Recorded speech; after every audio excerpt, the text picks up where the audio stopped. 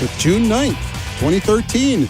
And I would be your citizen anchorman. Call me Tom Crandell. This is my show This Week with Tom Crandell. And we have a couple things coming up tonight, a little revolution stuff. And I promised a Bigfoot update. And I kid you not, don't miss this. Whether you believe or not, you're going to want to hear this.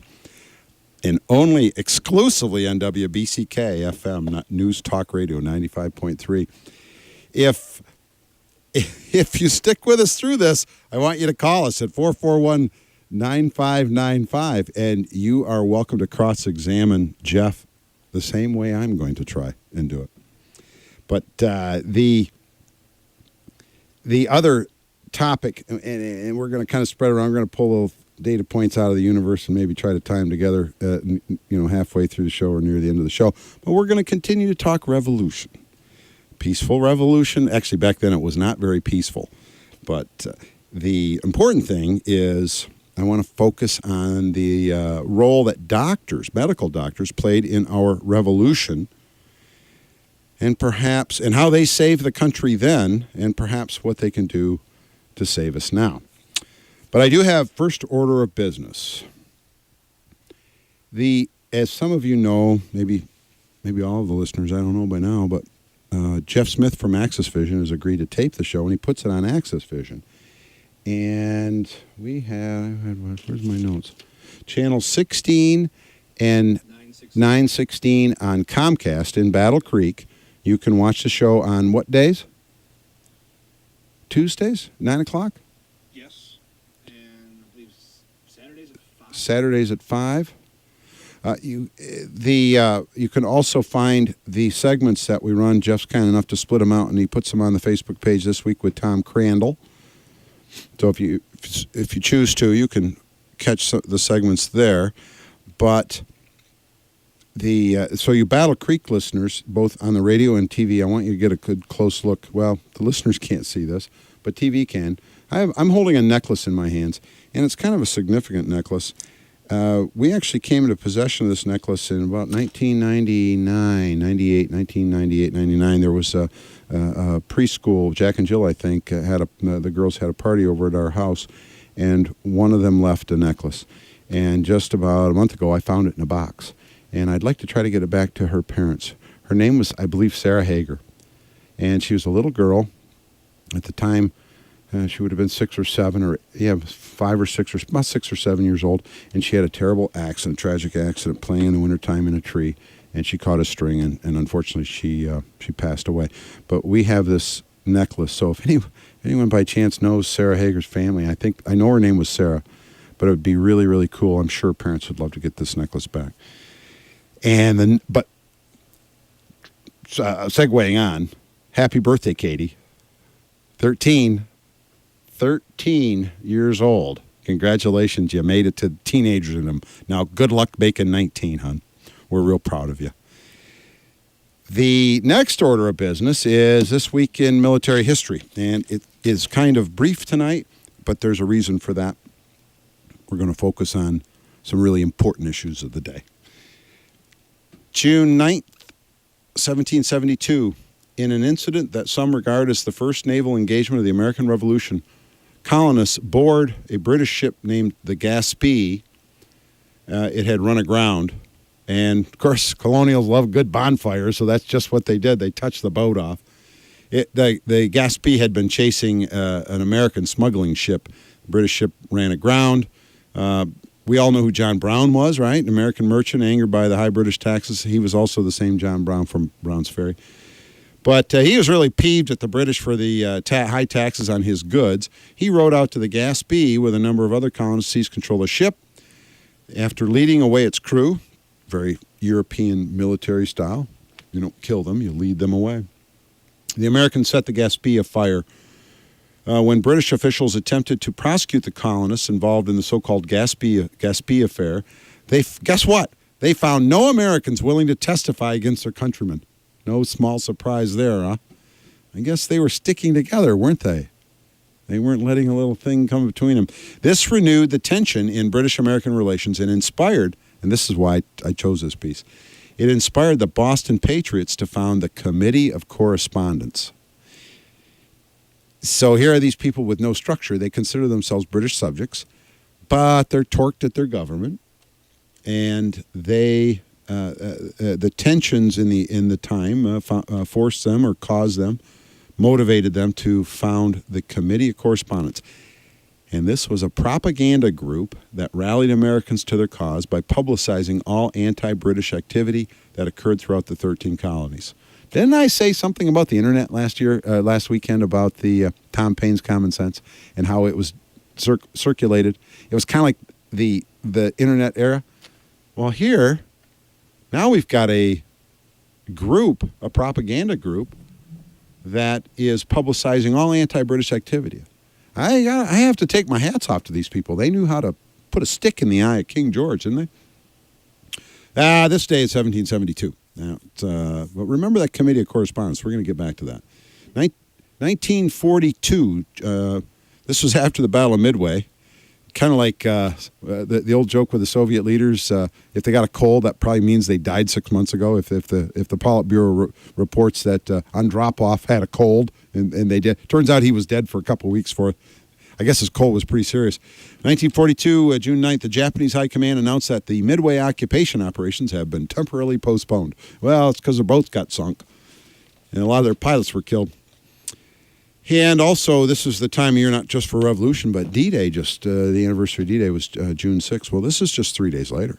They were still slugging it out. On the right flank of the invasion beaches, 1944, June 9th, elements of the U.S. 7th Corps capture Azeville, in its northward drive towards Cherbourg. Other elements are moving west toward Carentan. Of course, Carentan was made famous in the Band of Brothers. And they actually had a whole hour-long show on the battle for Carentan. And, of course, that was done very, very well. Now, last week, I had talked about, at the end of the show, I'd asked, I threw the question out, what role did doctors play in our revolution and the formation of our history?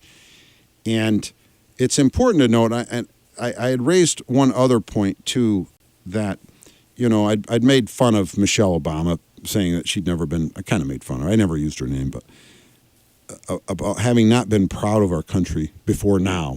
I guess now, because her husband was nominated for president, I go, okay, I'm proud for the country now. And I held that, last weekend, that we're kind of analogous to living in a shade tree of freedom. It's this huge kind of cloudy tree. And that on that tree was fruit. And people who are enterprising, disciplined, motivated, willing to reach, press themselves, that there's fruit there to gather. And the fruit can be measured in any number of aspects: money, material goods, humanitarian efforts, volunteering, this, that, and the other thing. All kinds of fruit on this shade tree of freedom. But the tree started as a seed. So that seed was planted by the likes of the 56 signers. And actually, the colonials at the time had a population of right around 2.5 million. And if you recall, I think John Adams did the focus group, more or less. He was able to, about a third of them advocated independence, a third of them advocated staying with the king, and a third of them just didn't really care. But there's still about 2.5 million. But these white landowners that didn't automatically confer rights on, all these other groups, women and blacks and Native American Indians and non-landowning whites, things like that. Even the British jumped on it. It's kind of unfair to judge them by today's standards. Not kind of unfair. It's absolutely patently unfair. I'm sorry, that would not make a good argument in a debate, even at a high school debate. So the shade tree of freedom, for words more, for lack of better words, I guess, the seed was planted back then. And more importantly, I think we have to look at the significance of different people, the roles of different people, and specifically I want to talk about medical doctors. Medical doctors were the most learned of the groups. They were the most studied, and they had much to offer a fledgling nation. I've got a break coming. I'm going to take a break here. On the other side, we're going to touch a little bit on the doctors thing, but then we're going to turn the microphone over to my in-studio guest. That would be Jeff Smith. Welcome, Jeff. Let's see. How about that? Try that. Oh, you're on. Are you on? Oh, I know what we got to do. We got to do that. How about that? Can we hear you? Can you hear me now? No, we can't, but I know. We got to do that. How about that? How about now? A little closer to the mic. Okay. I don't know if we can hear you or not. Try it again. Can you hear me? Oh, now? yeah, you're loud and clear. Okay. Okay, everyone. We finally got the tech crew back here in order. We're going to take a break. Stay tuned for a Bigfoot update.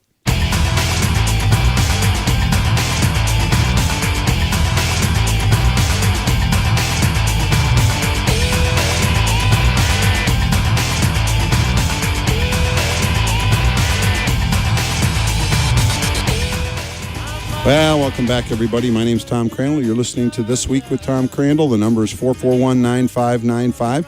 You're welcome to call in and chime in on this discussion. It started actually last week, about a minute before we went on the air. Jeff asked me if there was going to be a Bigfoot update. I said, nah, the show's not on right now. He said, well, what about my Bigfoot, or something about my Bigfoot sighting? I didn't know anything about it. And this is like a minute before we go on the air. I said, well, after the show, we're going to talk. And we did talk. And we had, I was just amazed. Obviously, I'm a fan of finding Bigfoot. It's an entertaining show. I honestly take a really hard look. There's a lot of scientific evidence. It's not fair to say there's no scientific evidence for Bigfoot, because there's a university out in Idaho, in Boise, I think, and there's a professor there, and this is all he focused on. It's American hominid. He's got tons of tracks, and there's a lot of evidence, scientific evidence, that a creature similar to this does in fact live in North America and probably elsewhere. But bottom line is, it got me hooked. And I don't mean to poke fun of him. I am actually pro Bigfoot. And I actually have a T-shirt that says I'm pro Bigfoot. If I'm ever at a bonfire, I don't want him coming around kicking me off into the woods like he does on the beef jerky commercials. But the fact that Jeff's telling me this, and I pondered it all week long, and I was itching to get him on the radio. And Jeff, I think I have your mic all set right. Are you with me? Yes, I am. Okay, all right. I'm going to set the stage for this. Jeff is currently he's about 42 years old, right? Correct. 42 years old. And you were just a month and a few days away from your 16th birthday. Yep, just shy of my driver's license. 27, shy of the driver's license. And we all remember that. So 27 years ago, I have some pretty vivid memories when I was 16. Of course, I've got you by 13 years. But I'm not giving away my age. It was a late August day, roughly 6:30ish at night, plus or minus, right? Correct. And you were looking at this map, this Google. You were due north of Big Rapids. Yes. And he and his cousin were riding along an old railroad grade. Actually, it was there were rails there. Currently, what's that trail called? Because some of our listeners might know it. It's a White Pines Trail. It goes, basically, you can go from Grand Rapids all the way up to Cadillac. It's the Rails to Trails. It's part of the Rails to Trails. Yep. And is the trestle still there? On that Rails to Trail, they still cross the Little Muskegon River? The trestle is still there. I'm sure some of you people know someone who's fished the Little Muskegon. I don't know. How navigable is it with a canoe? A lot of people do canoeing and tubing. On the Little Muskegon? This is a little too far north for tubing. There are some old dams that have been blown up over the years just south of this map. And I'll put this map up on your Facebook page later. It's right. Google's Earth image. Now, that Spruce Road is an east-west road. Was it called Spruce Road back then? I believe so, yeah. Okay. So basically, on the Spruce Road, where it crosses or where it tees to the east from 205th Avenue. Anyway, it's about a quarter mile down is the railroad tracks cross, and you and your cousin were riding up the road, and you turned right on the tracks, and you didn't ride very far, and you pulled off and stopped and took a break. Yeah. Yeah. All right, so that's the background on it, and at this point, I think I'm going to turn it over to Jeff, and what happened next? Well, we were just, like I said, taking a break. It was before the driver's license came along, and if most people at that age, if you want to go somewhere, you grab a bike, and we'd been all over the place that day. So we just took a break, and we heard some rustling closer to the road than we were. We had come off the road a little bit. It was nice and shady down that way, and we were cooling off. And we heard some rustling, and a deer had walked out from the woods up next to the train tracks. Now, he and his cousin were essentially looking south from Spruce Road. Yes. You were south of Spruce Road. Yeah, we were riding toward the river, and we heard the deer behind us. So the deer was between you and Spruce Road. Yes. Okay. So we turned around and watched it, and it came, I don't know, 15, 20 feet away. It was very close. Now, that's very close, 15 or 20 feet. Yeah, it was pretty close. It had to be further than that. I don't know any deer that walk 15. That's 5 yards. By the way, listen. I've been close to deer before.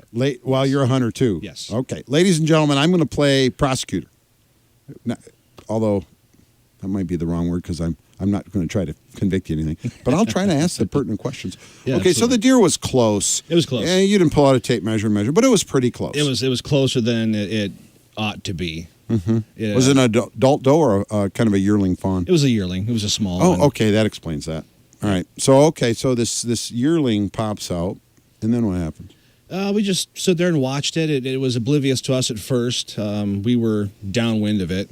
We were, let's see, the tracks go north-south-ish, and, well, it obviously didn't smell us or anything. Winds were from the west. From the west, yes. Okay. Yeah. It didn't smell us or anything. Just kind of walked around, and then it noticed us, and it was staring at us and flicking its ears and trying to smell us, and that's when we heard something in the other direction directly behind us. Now, when you heard that sound, at the instant you heard it, the deer probably heard it as well. Yeah. Did the deer take off at the onset of that sound?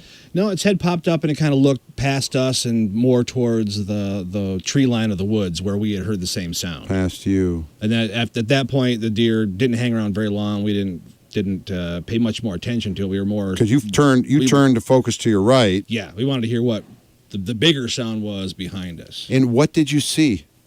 At first, not much. The sun was a little low on the horizon, being that time of day that it was. So Well, there was lots of shade. You were looking east, so the sun was behind you.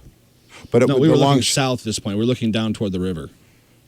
Oh, okay. Because it was. Oh, that's right. behind You were us, looking yeah. south. Yeah, the deer was closer to the road. What Okay, we so the heard sun's off to your right over here on the Yeah. horizon. So Okay. there's lots of shade. And at along 6:30 the at night, tree. yeah, there's a lot of shade because the sun Yep. starts to get a little low. So the first thing we really noticed was this large black mass crouched down next to a tree, sort of partially obscured by this tree, an elm tree or one of those types of trees. It was a larger based tree. And we could see it was moving around sort of frantically, like it was like irritated or something. You know, how an animal gets nervous. So it was. You could see some movement. Yes. What kind of move was it? Was it side to side? Was it up and down? Was Both. It was this kind of. And start chucking rocks at you or anything? Eventually, it was kind of bouncing up and down a little bit. So, like when you come home, and your dog is very anxious to see you. They kind of bounce up and down and meet you at the door. This thing was bouncing up and down. You think its feet was leaving the ground? It was No. bouncing that much? No. So it was more a subtle movement. Yeah. Yeah. What- It was, how big was it? I mean, at this, there's 25 or 30 yards. Yeah. That's about could 90 say- feet. like how many feet across? Well, It just because looked like later you giant- had your dad, and Yeah. we'll get to that. And your dad came and said, Did you actually have him go back to the spot where it started? We and had kneel him down? go back to the site, And he knelt down? He looked very small in comparison. So you were able to. It was this wide squatting mass. We couldn't really see what it was, but then it started kicking. Well, we assumed with his front paws. It started You kicking. still thought it was a leaves bear, and grass. and it was Yeah. kind of happening kind of quick, you know. Yeah. Now, at first, it was kind of obscured, and then it kind of stepped out. Well, yes, eventually. My cousin Andy started getting very, very nervous. He said, explicative, it's a bear, let's get out of here. I said, no, just kind of hold our ground. We're not going to run from a predator. You don't run. When you're in the woods and you come up against a predator, I wouldn't turn my run. back on a bear. No. Not if I could avoid No, it. and even I was assuming that that's probably what it was at that stage. But after grunting and making these very low guttural growls and noises and kicking with what we thought was front paws, dirt and leaves and stuff out of its way. You can actually see this stuff leaving the ground and kind of going through the air. It cleared two swipe patterns in front of it, like you would squat down with your hands, and if you're gardening or something, and swat. Was it making any vocal sounds at this time too? Yeah, it was a deep growling sort of sound. Now, and it was still partially obscured. Yeah. Yep. And then, and how? I'm not going to ask you how long it went on for because I don't think anybody could really recall. 'Cause No. these things happen. You know, it's a wild animal. whether you believe it's a Bigfoot or not, it's another. If it's an animal, it's not going to last. A sighting's not going to last long. Right. So then what happened? It started getting more and more frantic, bouncing up and down, making more and more sounds, and then it stood up and cleared itself from behind the tree that it was partially blocking our view of it. And it stood up on two It legs. stood up on two legs. Its head went and hit a small sapling branch from this tree. I wanted to ask you about that. You said small sapling branch. Did it just hit it, or did it move it? Did you see the branch move? The branch hit the top of this thing's head and then was pushed up and out of the way as it stood up fully.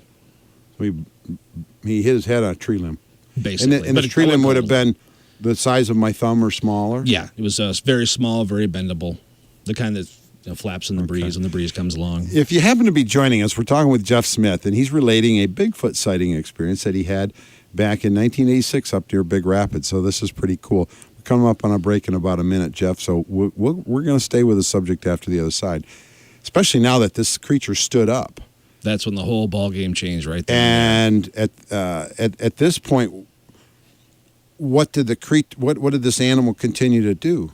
It stared at us for what seemed like an eternity. It must have been just 10 seconds or so. And then it turned and ran away from us. Now, while it was upright, did you get a good view, like, of a silhouette, like distance between the arms in the midsection? Could you see daylight through the arms? Did that stand out? Did you have any kind? Do you have any kind of? I did not see daylight through the arms and the torso. And how? What color was it? Jet black. Jet black.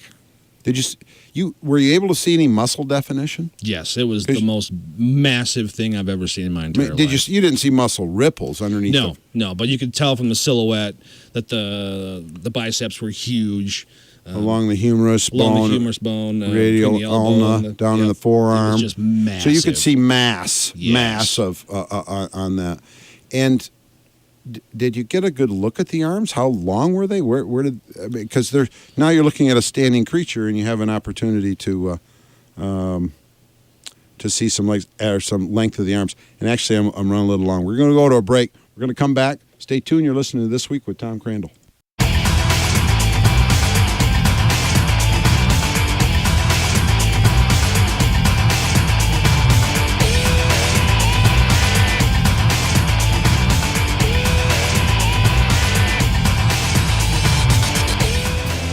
We're going to give somebody something to talk about tonight. And we're actually talking about Bigfoot. But it's my show. I guess I can, as long as Tim doesn't call in and tell me to get off the subject, but we'll try not to chase too many listeners away. Actually, Jeff, I'm going to be filling in, co-hosting with Tim all this week at 9 a.m. on WBCK. I heard that's amazing. Live Congratulations. It's cool. Just, it's a fun gig. It's the #1 show. And so I just joke that Tim will run the control board here, probably do a lot better job than me. And I'll just try to scare away as many listeners as I can. But if you're joining us, we're talking with Jeff Smith in studio here about a Bigfoot sighting that he had up near Big Rapids in 1986. You're welcome to call in, 441-9595. If you think he's nuts, call in. He'll take your call. He'll answer your questions. He'll confront you, and you can make your own decisions. If you actually kind of have an open mind that this might exist, that maybe you'll have a different angle than I'm taking. But so this thing stood up, hit this limb. It's big. Its arms were how long? How low did they hang? You must have got a good look at the that. knees. They were longer than That's longer than humans. Yes, my fingertips. I'm 6'2", and then the legs looked a little shorter and squattier than what you would think. Proportion is a very, very, very strange thing. But this isn't like a blurry video running through the woods. No. This is like right in your face. Yeah. I think that's very compelling. That it wasn't. I saw it run through the woods and. No, it stared at me. It was one of those very brief moments, and you're a hunter, so you may have encountered this, but when you're out walking around through the woods and you come across a predator, it dawns on you very quickly you are not the top of the food chain. That you could very well. I was hoping to live in. That's one of the reasons I live in Michigan, because when I go out in the woods, there's really nothing there that can get me. There's but now we have mountain lions, yes. And we do have some bears up north and down here too, and now we have to watch out for Bigfoot. So. It's growling at you. It's uttering these sounds. Did you see lip movement, any jaw movement, or did it just just guttural. It sounded like it came right from the chest. It was very low and deep. So it didn't hang around long, It 10, didn't hang 15 around, seconds, no. really, After but it long enough to get a pretty good, doggone good look at it. Yep. What did it do then? turned and ran straight down the railroad tracks going to the south toward the river.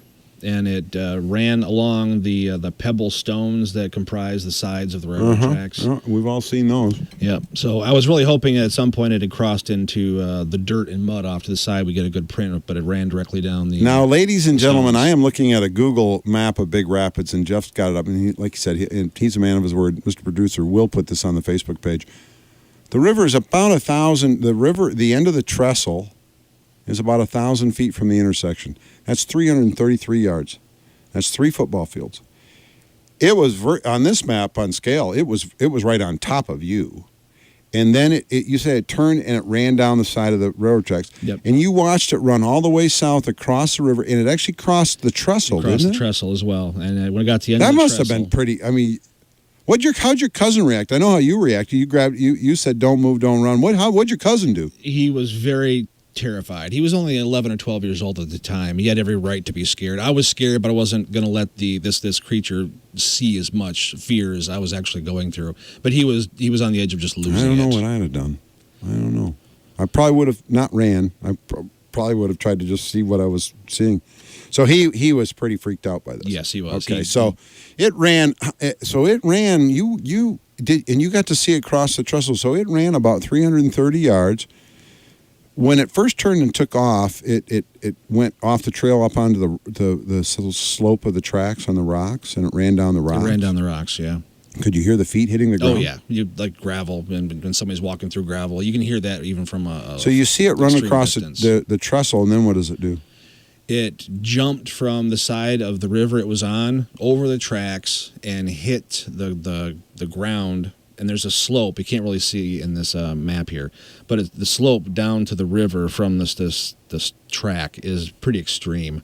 Probably Steep, I'm sure. Steep, yeah, probably like that. It was about a 45. Yeah, right, 45, 50 degrees Enough where you slope. can't walk down it comfortably. Right. And it hit at the top of the hill and dug its heels in, apparently, and slid all the way down to the river bank.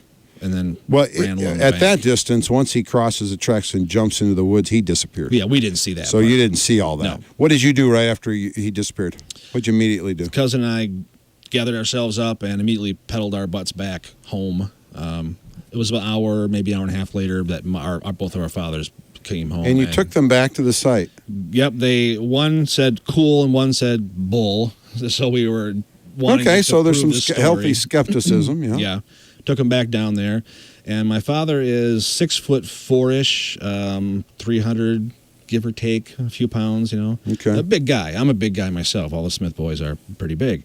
We put him in the same spot where this creature was, and we stood where we were, and he didn't look to scale like anywhere. So you were near doing what this Matt thing Moneymaker was. does. You were doing back then, or it was probably your dad's idea. I'll go. Did your dad kneel down over into the bush kind of? Yep. And how did the size compare there? He was very small. Now, this is compared to exactly what Matt Moneymaker would do. He would quiz you, and Bobo would go and stand in and things like Yep, that. and So your dad stood in, and he was noticeably smaller. Yep, he's a construction worker. He's a big, burly guy and kind of guy, too. And we also took a tape measure. We measured that low-hanging branch I mentioned earlier, and on its natural state, it was around 6 foot 8 inches up off the ground. His head came nowhere near it. And when you tracked this animal down, there were depressions in the stone. Yep. He crossed. What did you find when you crossed tried to go down to the river?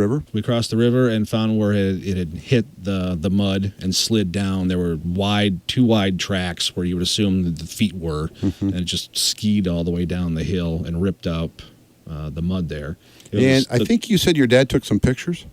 We did, but Polaroid back They're in not the day. definitives, yeah. Okay. Yeah. And so that's very cool. If you have any questions for Jeff, feel free to call in now. If you're watching this on tape delay, obviously you missed it. You can call next week, or Facebook us. Jump on the Facebook page. jump start a on the conversation Facebook page, there. and just be nice because Jeff's a really smart guy. He's a compelling witness. He really is, and it turns out that your story is not the first. There was a girl in high school who remarked to you after 3 years later. You made a presentation as a senior, and Yep. she came up to you and said she lived in that little red house on the corner of Spruce and near the tracks. Yep. And she wasn't allowed to go in the woods at night because all the tree breaking and hooting and howling that they heard, the parents wouldn't let the kids play in the woods. Yep. Hi, Ronnie.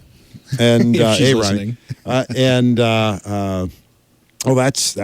That's anecdotal information, but there's more anecdotal information. You have evidence of 911 calls into Mecosta County. You have evidence. And surrounding counties as well. And surrounding counties as well. And I understand there have been some, not sightings, but there's been some soundings near Irons. And I know a fellow named Chris, I won't give his last name, works at the store. And he and his uncle were canoeing on the Pine River, and they were right around Peterson Bridge at 37 and at a campfire. And the uncle stepped away from the campfire into the woods. He was using the public restroom there, and he came within 5 or 8 feet of a very large creature on 2 feet. Wow. And it lasted all of about 2 seconds. It turned and ran, and they have some funny family nickname for it. No one would dare call it a Bigfoot sighting, but it's another anecdotal. So I don't know. There's a lot of witnesses. Matt and Bobo and the gang, they try to I don't discredit, but they debunk a lot of sightings. But there are many, many sightings they don't. Jeff, thanks for sharing that with us. And before I go, actually, the mayor of Cadillac, Mr. William Barnett, says hi via Facebook. Mr. Bill Barnett, yes, an old Cadillac High School graduate friend of mine. Yeah, well, Mr. Mayor, you've done well. Which side of the fence do you fall on? That's what I want to know. No, God bless you, Bill. Nice, and thanks, and Jeff, tell Bill. Oh, he may be listening. He may even be listening. Well, that's fascinating, and actually, at one of the shows, they went to Hartwick Pines and interviewed some of the historians there, and I watched that one. There were some sightings there, but our founding forefathers never recorded anything, but Native American Indians did. But the Native American Indians weren't real keen on reporting what was going on with the colonials at the time. I want to segue back to the Revolution because we have July 4th coming up, and this is the season kind of for revolution. I mean, we're all kind of ticked off about what the government's doing. I mean, I know you are, listening to all our phone calls and criminalizing the leakers. Of course, they've always been able to do that on the guise of national security. But with the total lack of openness on Benghazi, with the IRS scandal, that's an absolute, scandal is somebody had an affair. This is criminal, leaking private records out to opposing political groups. And then you have the seizure of the AP records and the 20-some phone lines. Turns out it was more like 100 phone lines. And then the naming James Rosen of Fox News. I mean, this stuff, it's just snowballing. It's like a giant avalanche of scandal after scandal for this current administration. Certainly distracting the agenda, which, if you're against the agenda, it's kind of handy. But never let a good crisis go to waste. Where have you heard that before? The thing is, though, we're all quite torqued about what's going on. And it's a huge, you listen to many judicial experts, this is a huge overreach. And it's terribly invasive. The NSA whistleblower I saw on the news this morning, he quit in 2001 when Bush started doing it. He claimed, and he's this serious NSA geek, this mathematician guy. And all he could say was, he told his superiors, we can monitor terrorists' telephone without snatching everything else. But they started to snatch everything else. And why do you think they built that huge building out in, I think, Salt Lake City, out in Utah? Is to store all this data. So I hope they're listening. Maybe they have to have a subpoena to even listen to this show. Maybe, I don't know. But the point is, I hear people talk about their frustration, and this must be what it was like in the 1760s. When England was involved in many, many wars, and they were racking up huge debts, and they needed revenue, so they started slapping taxes and other onerous rules on the colonials, and they did not much appreciate that. I think the first one that really peeved them off is the king wanting to hold land for themselves. They banned any settling into the interior, and it was the interior that all these forward-thinking people were going to build their fortunes and build a country. Tom Paine called it an awakening that the world has not seen since the time of Moses and Noah. And So the English did that, and then the English needed money, so they put this a Stamp Act, and that was every piece of paper had to have a revenue stamp, and that meant a fee had to be paid. And the colonials just kept layering on, almost like one straw at a time, death by 1,000 cuts. But as the society then, as the educated society, these would be the third of the people that did care, and they wanted to be independent, and that's why they came across, many of them for religious freedom and many of them for economic freedom. And they didn't much appreciate being ruled from 3,000 miles away. It was just not a good situation. So this intelligentsia, we'll call them the intelligentsia at the time, began to foment, and they began to, in a rudimentary way, coalesce into groups. Now, if you recall, earlier in the show, if you were listening, this day in military history, the renewed tension after the British ship had been burned, Boston Patriots, Boston was really the home of our revolution. The Boston Patriots founded the Committee of Correspondence. That was a propaganda group that rallied Americans to their cause. Well, who were the Boston Patriots? Well, it was made up of many people, shop owners. But the most learned members of the group were the medical doctors. And actually, 5 of them, and I talked about this last week, 5 of them signed the Declaration of Independence. Now, this doctor, let's see, oh, I know it. His name, there's a couple doctors we're going to talk about. His name was General Warren. He really fought as a private, and that's kind of an interesting story. But there was, here we go, Josiah Bartlett. And he was in Kingston, I believe that was New Hampshire. Kingston, New Hampshire, was a frontier settlement of only a few hundred families, and Bartlett was the only doctor in that part of the county at that time. And he purchased land and a farm. So here up in the frontier settlement of a few hundred families, he was the only doctor in that part of the county at the time. You don't think they didn't look up to him? You don't think they didn't, when the major issues of the day came, absolutely, Josiah Bartlett was in those meetings, and he played a pivotal role. But the importance was, if you were a frontier settlement and you had a doctor, your town was king, absolutely king. Other towns, they'd travel to you. So doctors played a very important role. And the question I begs is, where are our doctors today? Couldn't we use some of them today? I think we have them, but the spotlight hasn't quite shone on all of them at full strength yet. But for example, well, it was at the Battle of Bunker Hill, which was a huge area, but the real battle took place at a place called Breed's Hill, which was just slightly downhill from Bunker. The British landed their troops at 3 in the afternoon. Americans had built modular defenses, and the British ultimately did 3 or 4 charges. But what's interesting is what Dr. Warren's role was in all this. We are going to take a break.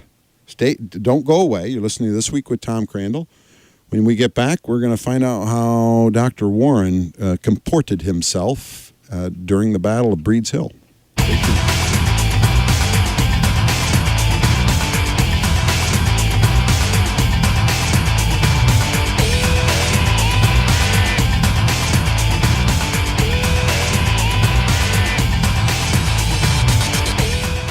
Hey everyone, you're listening to This Week with Tom Crandell. I would be that host, your citizen anchorman, and we just talked to Jeff, finished a Bigfoot story, and now we're talking about Doctors of the Revolution. General Warren. His name was, I think his name was Jonathan Warren, wasn't it?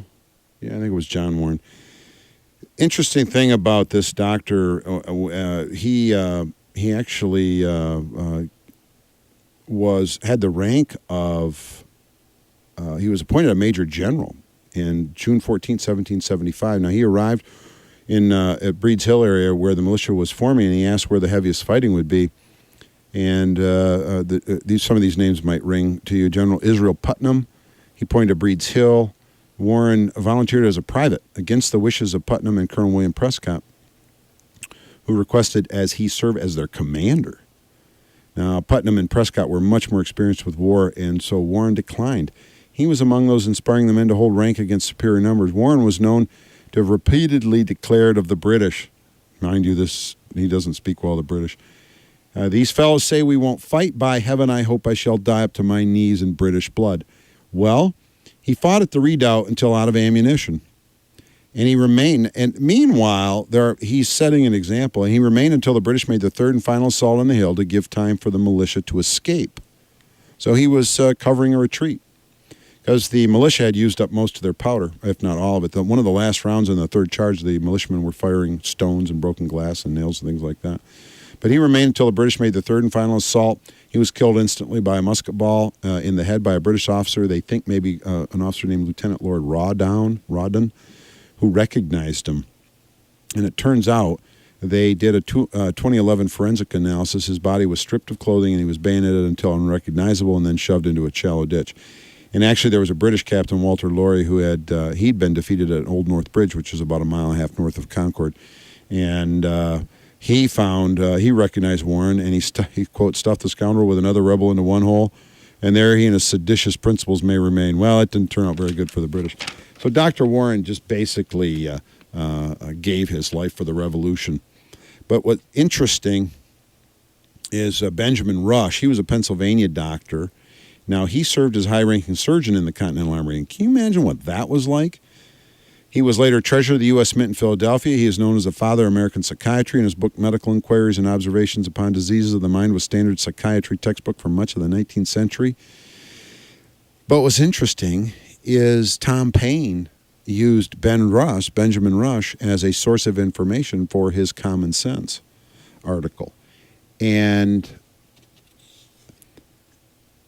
that when one of the best minds of the day, Tom Paine, for stirring up trouble, when he would go to Benjamin Rush, I think that says something who his sources are. These doctors played a very, very pivotal role in really much of U.S. history.